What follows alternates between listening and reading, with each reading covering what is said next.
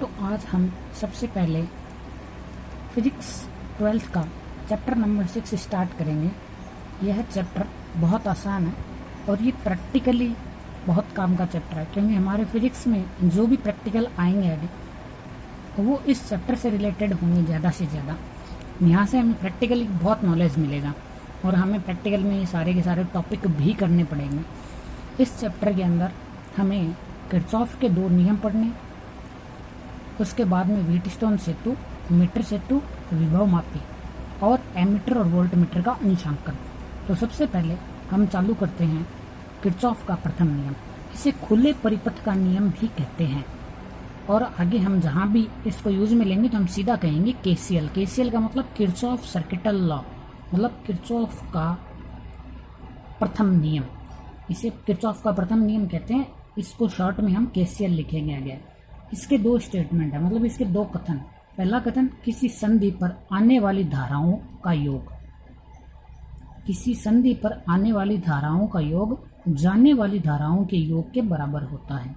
यहाँ धारा से मतलब विद्युत धारा है, अर्थात किसी भी संधि पर जितनी धाराएं आएगी उतनी ही धाराएं उस संधि से निकल जाएगी। मतलब संधि के ऊपर धाराओं का कोई भी तरह का क्षय या लॉस नहीं होगा। और इसका दूसरा कथन, किसी संधि पर धाराओं का बीजगणितीय योग सदैव शून्य होता है। दोनों स्टेटमेंट का अर्थ एक ही है, बस 2 स्टेटमेंट अलग अलग दिए हुए हैं। जैसे एग्जांपल देखते हैं कि यहाँ देखो I1 संधि की तरफ आ रही है, ये संधि पॉइंट है। I1 संधि की तरफ आ रही है, I2 संधि की तरफ आ रही है, I3 संधि की तरफ आ रही है, I4 और I5 संधि से दूर जा रही है। तो प्रथम कथन क्या कहता है, किसी संधि पर आने वाली धाराओं का योग जाने वाली धाराओं के योग के बराबर होता है। तो देखो I1 plus I2 plus I3 बराबर I4 प्लस I5, मतलब I1 I2 I3 संधि की तरफ आ रही है और I4 I5 संधि से दूर जा रही है। या देखो दूसरा कथन, किसी संधि पर धाराओं का बीजगणितीय योग सदैव शून्य होता है। बीजगणितीय योग का मतलब क्या है कि इसके अंदर धनात्मक और ऋणात्मक दोनों चिन्ह लेंगे। कैसे?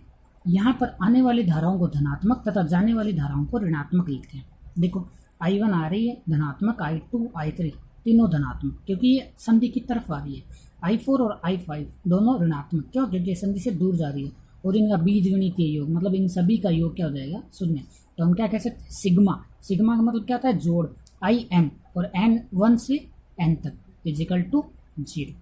ये इसका बीजगणितीय रूप है। देखो एक एग्जाम्पल देखते हैं। जैसे मान लो ये कोई संधि है और इस संधि की तरफ देखो 2 एम्पियर आ रही है, 3 एम्पियर आ रही है, 2 एम्पियर आ रही है, 1 एम्पियर आ रही है, 4 एम्पियर जा रही है।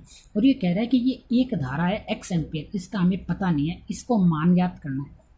ठीक, x एम्पियर का मान हमें ज्ञात करना है। तो देखो 2 एम्पियर धनात्मक संधि की तरफ आ रही है, 3 एम्पियर धनात्मक संधि की तरफ आ रही है, 2 एम्पियर धनात्मक संधि की तरफ आ रही है, 1 एम्पियर देखो ऋणात्मक, क्यों? क्योंकि संधि से दूर जा रही है। 4 एम्पियर ऋणात्मक संधि से दूर जा रही है और x एम्पियर भी ऋणात्मक क्योंकि संधि से दूर जा रही है। तो इन सब का बीजगणितीय योग क्या हो जाएगा? शून्य।